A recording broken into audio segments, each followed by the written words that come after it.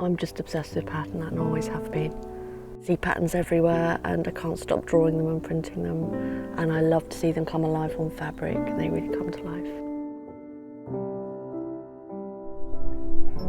The whole process is so slow and in tune with the seasons. It contains me, so I work within its limits, and being up on the downs, every day there's a change.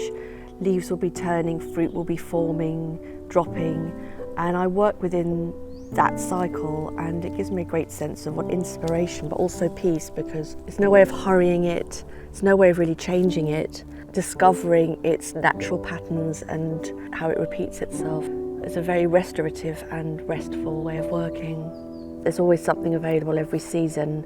It never stops being fascinating really, because every season's different. You can't have everything all the time. There's limits to what you can consume, and I think that's really important in terms of where we are now at crossroads, in terms of, are we going to just destroy the planet, or are we going to live within our means?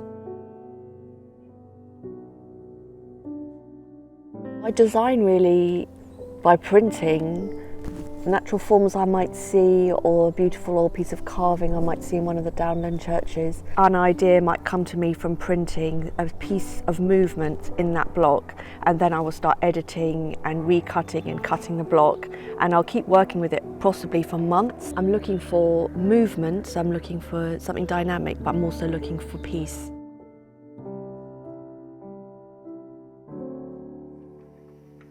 Mixing the hand-dyed and the factory production, even though that's still done by hand printers as it's been done for centuries, and it's one of the last hand printing factories in this country.